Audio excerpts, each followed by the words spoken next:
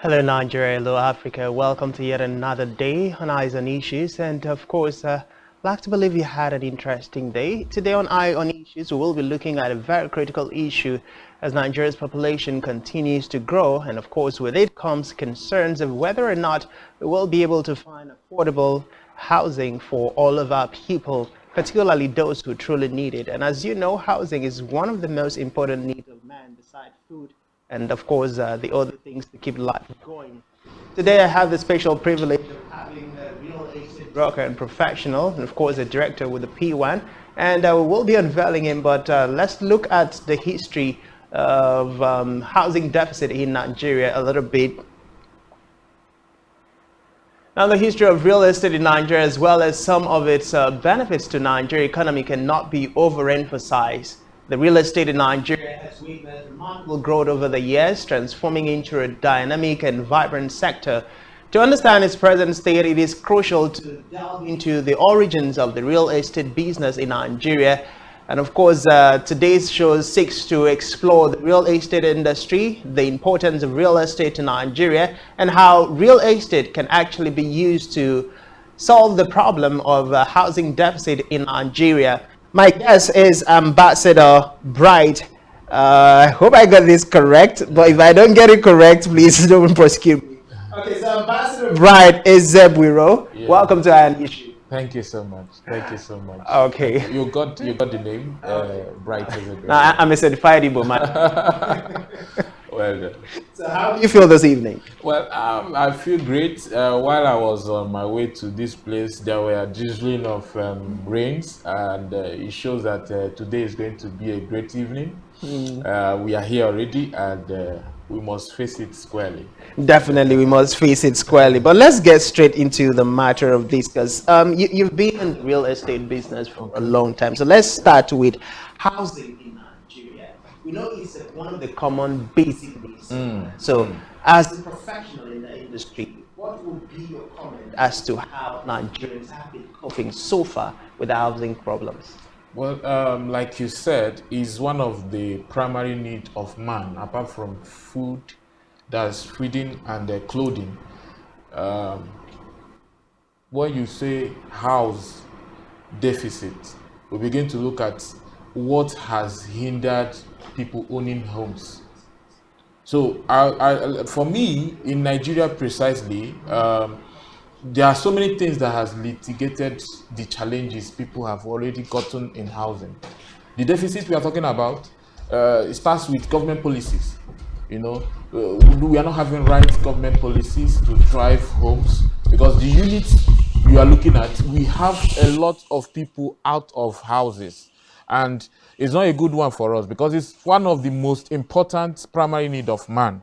So in Nigeria presently, we are struggling, and that is why people like us have come into the real estate industry to make sure that we reduce that level of home deficit. Okay, let's look at some statistics. Okay. According to a publication by the Central Bank of Nigeria, CBN, Nigeria's housing deficit was at 7 million way back in 1991. It rose to 12 million in 2007, 14 million in 2010, 20 million units in 2019, and according to the Federal Mortgage Bank of Nigeria, it is currently at 28 million units as of January 2023. Now, this means that over 28 million people or more are homeless in Nigeria. And the CBN has estimated an amount of $21 trillion will be needed to finance this deficit. And with a growing population of 200 million Nigerians, the current deficit is extremely high. Now, those are very staggering statistics reeled out by the CBN and the Nigerian Mortgage Bank. How does real estate come into play in all of this? Now, because real estate is basically land with building on it, what it means is that people must acquire land and people must build on it to be able to stop the house deficit that has run into 28 million, like you just said in the statistics. So what is very important is the government must come in to make sure that government policies will back the private sectors, because it's only the private sector that can drive this. You understand what I'm saying? Because if we look at what is happening in Nigeria at the moment, the private sector must get engaged in developing houses. Before we get down to Okay. challenges. Okay. First thing, you've mentioned that for people to build houses, we need to get land. Yes. So why are people not getting land? Is there a law that is barring Nigerians from getting land, or is it about the economic status of Nigerians? Now, economic status of Nigeria is number one, is part of it, because if you look at the high cost of things in the market, people need to eat first, take care of the family first before they think of buying land. And now what they take home too is something that is not too good for them, because before you do any of this, you must consider what is in your pocket, what you have expended so far, and what you have as savings, so you can be able to purchase a land which you can use to build a home, a house precisely. But then if you don't have enough income coming in, you might not be able to do any of this. That's where the government has to play a role. Like I said, if we have a good government policy, especially for mortgage, the people now, the low income earners, can be able to look for loan to be able to build this home. But the challenges we are facing from the mortgage bank being able to access loans to give to low income earners has become a problem in Nigeria. You can bear me witness that in Nigeria today, we hear about low-cost buildings. How many people can access it? Okay, now, when we're talking about low-cost building, let's start first from the mortgage loan. What are the criteria like of actually walking into a mortgage bank and getting a loan? Now, before you begin to walk into a mortgage bank, you must consider how much that comes into your pocket at the end of every month. Because the mortgage bank must check what comes into your pocket, what debts you service each month, what goes out, and what is remaining as savings, because every man must have a savings. So when they look at this, they will know if they give you this loan, can you pay back every month? Because if they look at it and it is not up to that level where you can pay back, they won't give you the loan. You can't access the loan. It's more like you saying, I receive 10,000 naira every month, and at the end of the day, you don't have so much coming in. You might not be able to fend for land. Land is a piece that for you to acquire, though there are some cheap lands, but it depends on location. Now you begin to consider urban, rural area. So now if you look at this, you must consider where you are buying, the location you are buying, and what the cost of that location is, and then what development is coming to that place. Because these are so many things you must consider before you begin to talk of where you want to buy. Okay, definitely considerations before you get to buy a lot of those things that you've highlighted. Yes. But then let's come back. Okay. You've highlighted the need to buy land and the criteria to even get a mortgage bank to look at your face and then grant you the loan to buy the land. Yes. Now let's assume I have a land and I still don't have money to build. How can real estate, or what is the role that real estate operators or professionals can play in this regard? Now it is simple. Like you said, we look at you having a little after you have bought the piece of land. To construct might be difficult because you don't have so much left for you. Now, there are some real estate practitioners that have made it so simple for some of these people to make it easier for them. Like some programs done in a way that you can pay some money for some couple of months, for some couple of years, for you to actualize your home, being able to build a home. Like some companies being able to say, we can have you pay so amount of money within a space of 60 months, and we'll be able to construct a home for you. But these are things you must pay every month, every quarter, every year. So if that kind of company comes in question in that particular situation, the company will now sit down with you and plan how you can do that. Now, some companies do that. Some companies will also say, okay, you can go and look for mortgage through federal housing, like for civil servants. Now, that one is another aspect. Some companies can also come up with an opportunity where they say, now you will pay 40% of the house, and then you complete the payment within so period of years. Now, these are different aspects where private sector in real estate has been able to put out some help to make sure these things work effectively. Definitely, of course, we need to see things working effectively. But sometimes when we talk about real estate, it sounds very high, and it sounds like it's meant for people in the high class. So I'd like for us to just step it down a little. When we talk about real estate, for the common man, what is real estate? Real estate is a land consisting of crops and building on it. Just that how simple it is. So it's basically land. Land. And Land. property. We're building Okay. on it. Now, so let's talk about the role involvement of real estate companies. You've highlighted the fact that if I have a land, there can be real estate firms who have different programs that I can key in. Yes. Now, how can one even identify these real estate agents? Now, first of all, you need to, for you who is taking a drive towards achieving a home ownership of yours, now you must be able to know where to look. You see, the internet is a good avenue for you to get information, both negative and positive. Now we must understand that through the internet you get information that will lead you to where you want to be. Now real estate companies are all over the internet. Now when you begin to look for those informations, you can as well get in touch with people who are already in it already before you came. Now there are people who have already done this business, who have already entered the real estate industry before you decided to join the real estate industry, because even if you are buying or you are selling, you're also in the industry of real estate. So at the time you want to take that decision, the internet is the best place to link up with anybody who can help you to actualize your dream of owning a home for yourself. Okay, internet definitely plays a lot of role, but let's look into, earlier in our conversation you talked about government involvement, the fact Yes. that policy implementation or policy formulation has affected the area. So let's talk about policies. How has the government policies been in the area of housing in Nigeria? Now, the simple truth about housing, let us policies is very simple, is very, very direct. Government must be able to do the right thing. You look at the way inflation has risen to over 21%. That's 2 digits. And it's not easy for the common man. Now, how many people can access things in the market? Now, with this high rise of inflation, you cannot buy building materials. They are very costly. Sound is costly. The people that are going to do the work, the engineers, the surveyors, and the rest of them, everything, even to get your paper perfected, it's on the high.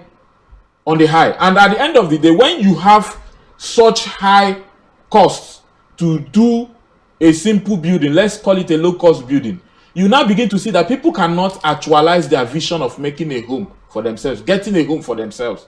Now, if the government policy is real for people, basically inflation comes down, they do the proper things are done the right way, I can assure you that every man can get a place for himself, because things will come down and everybody can access mortgage. Because the truth about it is also the government policy that affects the mortgage banks from accessing loans to be able to give to the what do you call them, the low income earners. So the truth about it is, if we can be able to have a harmonized government working towards helping the middle class and the lower class, we can actualize this issue of stopping home deficiency in the country, because it has really affected how people live. You can see what you just brought out as the rate of lack of houses in Nigeria. Over 28 million houses. Now imagine over 33 million persons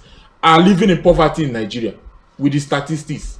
If you look at that, you see that if you calculate it by each person, that means we have over 133 million homes that cannot be raised. But we are saying their fathers, their mothers, and their children. So let's take that 28 million. Imagine we practitioners building houses, and at the end of the day, cost of a house is over 25 million. How many people can access that? So these are the little challenges, because the government must start. Without them playing the major role, every other person cannot succeed in doing it. All right, of course, if you just joined us, this is Eye on Issues coming to you live on Spectrum Television. My guest is Ambassador Bright Ezebwiro. He is a professional in the real estate industry, and of course, a director with P1, a real estate company in Nigeria. We've been talking about housing, real estate, and housing deficit in Nigeria, and we'll take a pause here and go on a short break. When we come back, we will look at the cost of the deficit in Nigeria. We'll look at ways where government can partner with the private sector in order to solve the deficit in Nigeria. And of course, we'll also look at the challenges and then try and make an attempt to help you as a Nigerian find ways to get yourself housing, as we know this is a very important aspect which has affected each and every one of us. Stay with us, we'll be right back.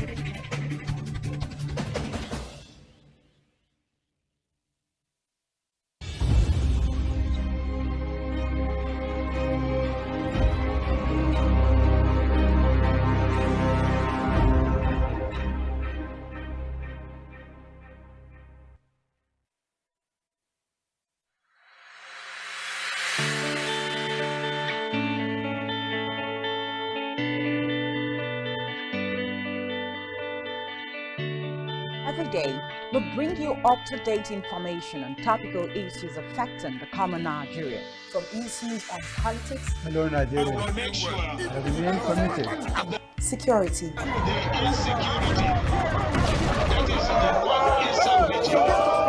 Education, health, lifestyle, and so much more.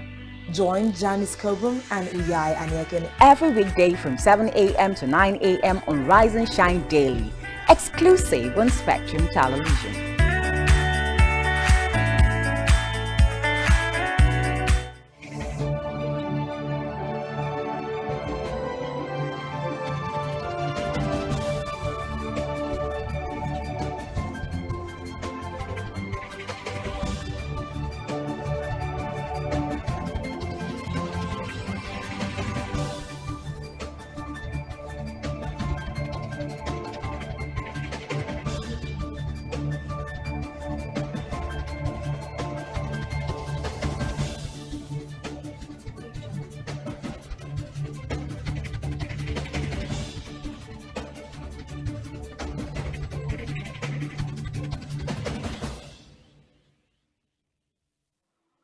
Many thanks for staying with us. This is Iron Issues coming to you live on Spectrum Television. My name still remains Francis Oyima Adet, and of course, today we're looking at one of the biggest problems we're facing in Nigeria: housing, accommodation, having a place to lay your head at the end of every day's work, which of course has been a big problem for Nigeria. There have been different moves by the federal government over the years, and still we are yet to even scratch the significant number of housing that is needed to house the multitude of Nigerians who, of course, by reason of inflation and other economic statistics and indices, are not capable at this moment to own a house of their own. Now, it is real that many Nigerians would love so much to have a house of their own, particularly when you look at the attitude of some landlords and landowners in Nigeria. You would definitely agree that it is far better you have a house of your own, no matter how small it is. My guest is Ambassador Bright Ezebuiro from the PUN. Of course, is also a real estate broker and professional. And shortly before we went to the very first break, we talked about the real estate in Nigeria. We talked about the history of real estate. Of course, we also looked at the housing deficit in Nigeria, which of course is at a staggering figure. But right about now, I'd like to talk more about housing. You know, if there is anything that the COVID-19 pandemic did, was transform how people work, how people go to school, how people do business, and all of that. So there is now a new need for housing to be not just a normal house, but to be in line with technological advancement, in line with different innovations. So how is the real estate industry coping with the changes? The truth about it is that is where the world is moving to. Now, if real estate was done in the archaic way back then. I don't think after the COVID-19 will continue that way. You can see people now have smart doors. You can just use your fingerprints, can look into the camera, the door opens. These are things that we are not invoked before the pandemic. Even if it was there, it was not so loud like it is now. But because the way we are going, you can stay in your office and know what is happening in your home for security reasons through the CCTV. These are things that has been imbibed in real estate. How many people had houses then where you could see CCTV? It was not invoked. If you had done it then, they will look at it and say, this is something different. You know, people will be scared to come around. But this is something that has been happening outside this country. But now Nigerians are beginning to see the need for you to put in those some of these things. Because security is key for you to have a home that is comfortable. When you say, I have a home, it's a house that is comfortable for people living inside it. So technology is key to success in the business. You don't need to have a security man coming to open doors for you all the time. You have a remote control doors that are used now in estate settings. You have things done seamlessly. You have biogas where you can use waste from the estate where you are living or the house you are living to also put gas in your house, put water in your house. So I'm not here to talk about all those, but these are things technology has brought to us. It has been able to help us. You don't see water running on the floor these days. It is beneath. You say underground water. You see it move. You don't need to see it, but it goes out seamlessly. You don't struggle to say this place is flooded, blah blah blah, because of technology. But minus technology, we'll still be struggling with digging drainages, trying to call them to put slab, put this. No, gone are those days. Now, with all of this technology, yes, comes the cost. Yes. Now, putting the side of building or owning a smart house, yes, compared to how it used to be, yeah, let's look at that with the incomes of Nigeria. How many Nigerians will be able to afford such houses? Like you just said, when I started, I said the first class citizens can access it, but the middle class and then the last class, let's put it that way, cannot access this because they cannot even access mortgages that will help them to have some of these smart homes. Because the truth about it is, whatever you look for, us to enjoy houses in Nigeria, we must live above where we used to be to come to where we have smart homes. It's luxury. Luxury is not too much. Luxury is what will make you comfortable. Where I can sit in my office, open my phone, and look at what is happening in my kitchen, look at what is happening in my parlor, sitting room, look at what is happening in my rooms. Why? Because of technology. And it won't cost you so much. The most important thing is for you to identify what you want and you go for it. But the government must play a major role. Like I said, we must come back to that. Look at what people take home as their minimum wage. It's not good enough. Assuming we look into it and raise the bar, everybody will be comfortable. Well, there is an argument there. There are a lot of persons that still say that even if we were to have 100,000, say for instance, as the minimum wage, the take-home package, there are still some people who might not be able to save to be able to afford a home. Now, looking at that, minimum wage is one. The second thing is the policy running the country. The high rise of inflation is the problem. Okay, look at what fuel is. You drive a car, I drive a car. I know how much it takes me. Before now, let me say between November, November last year, I can fill my car with close to 12,000 naira. But now, I fill my car with 42,000 naira. You can see the difference. Who does this? The government. They play the major role so that me and you can be able to do the next. Now, government don't have the road to build a house for you, but they have the road to make road to your house motorable, right? Make sure that there is electricity. Make sure that things in the market are cheap for you to acquire, for you to build that home you want. If the government is not playing its role, me and you will not do anything meaningful. The public won't do anything meaningful. The private sector won't do anything meaningful. It will be on the high rise. And at the end of the day, the poor masses will I say the low income earners cannot access this smartphone we are talking about. So in specific terms, what are those key areas you would highlight for government intervention? You've mentioned the inflation rate, you've mentioned high costs of building materials, you've also talked about the issue of what we have as take home by way of salary. Yeah. Now, aside from these things, what other areas does government need to come in to remedy the scenario? The economy has to wake up. The economy is down. We need to look at it squarely. If things are not working, generally, nothing you do will work. It's as simple as that. It's just like you saying you are a father in the house and every other person in that house is not supporting you as you claim to be the father of the house. Everything you are doing is you are just doing it without making impact. The government has to make sure people can access feeding as low as they can get. Now look at it from this angle. If you see people go out to the market, they say cup of garri for 1,000 naira, 7 cups. And you know that before now, if you pay 1,000 naira, you will get over 15, 20 cups. But that has reduced. Now this is also affecting your income. So it boils down to the economy of Nigeria. And that's why real estate has also improved the GDP of Nigeria over 10%. Now, if you look at that, you see that everybody must be on deck. People should not sit at the office and begin to dish out policies that will not favor the low-income earners. They must put policies that people, when you don't even have so much from the government or from where you are working, what comes into your pocket or what comes at the end of the month, you can access loans. That's why I said it's just government. Everything lies in the hands of the government. So we must get it from that route where the government must do things that will get us to where we want to be.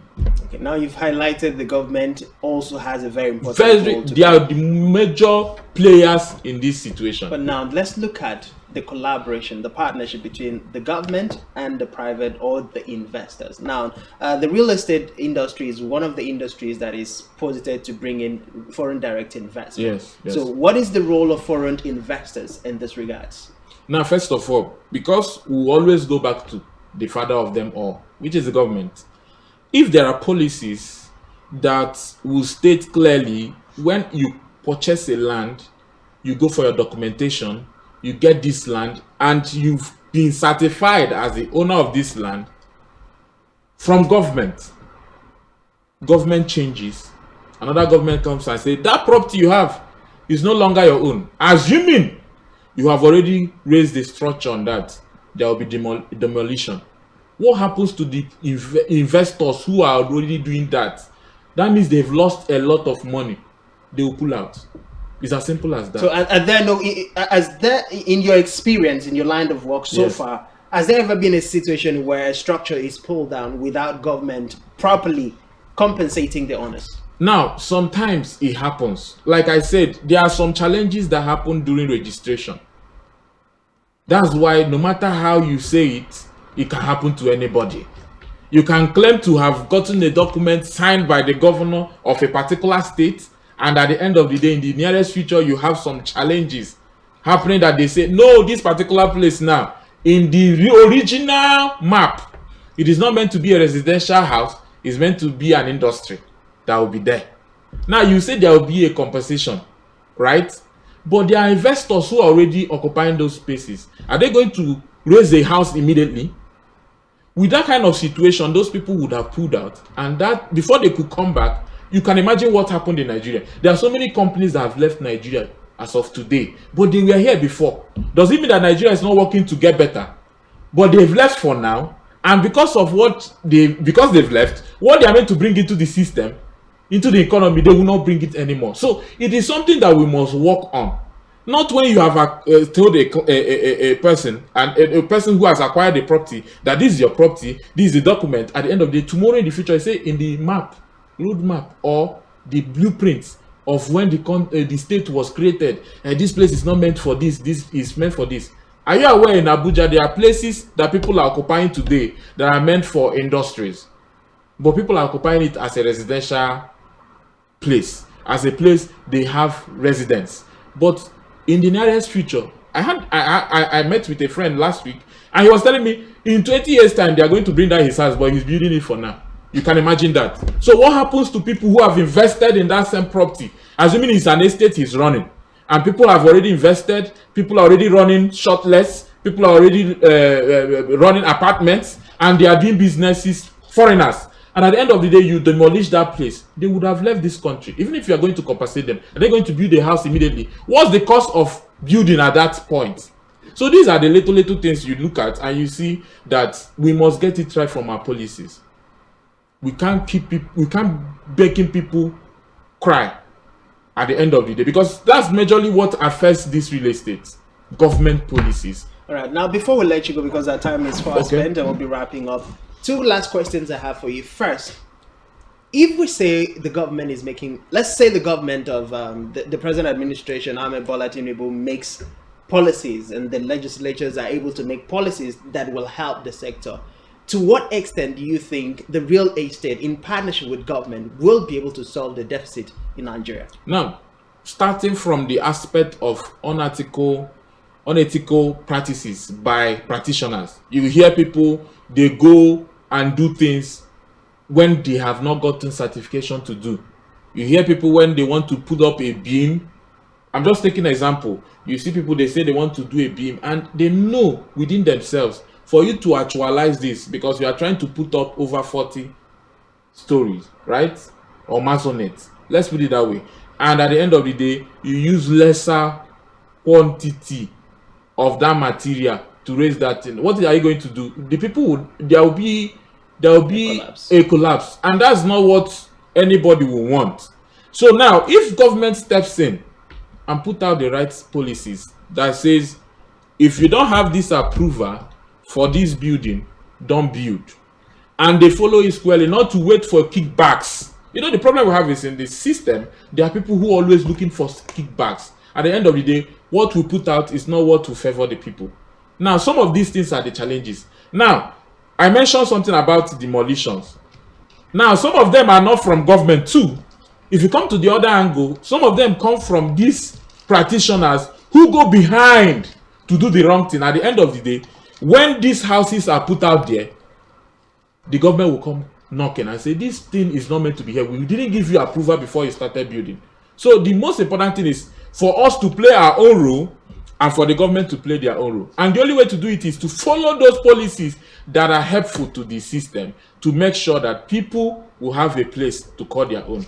Because if we must clear this 28 million, like that has been stated, we must ensure that everybody must be on deck, both the private sector, the government, and every other person, including investors.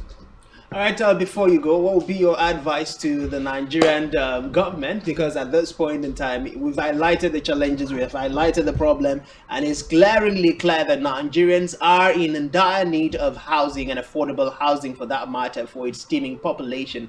Advise the Nigerian government and its relevant agencies. Well, we are here, and we have been in this system, and God has helped us to be able to put out properties that have been of good essence to the public. What we need the government to do is to see how the low-income earners can access loans to be able to own a home for themselves, including putting out policies that will guide the practitioners to do the right thing. I can tell you for free, if every other person, including the government, puts our hands together to do the right thing in this country, what we are talking about, 28 million, will be resolved in a short while. Because the truth about it, we will have more investors coming in to be part of the move. And I know that wherever they are hearing me, and I see them do it, because it is what is good for the nation and is what is good for the public. Thank you so much. All right, thank you very much. My guest has been Ambassador Bright Ezeburo. He's a professional in the real estate industry and also a director with P1, a real estate company in Nigeria. It's been a wonderful time being here and talking real estate, housing deficit in Nigeria, and how we can partner between the private sector and the government to resolve the different challenges Nigerians are facing. I mean, home, accommodation, housing is one of the basic needs of man, and the absence of it can lead to a lot of other challenges and problems faced by Nigerians. And if we are able to solve that as a people, we must have significantly been able to address some of the biggest challenges Nigerians are facing the world over. My name is Francis Oyema Edet. Thank you for being part of today's edition of Iron Issues. Wishing you a lovely evening. From me to you is bye-bye for now.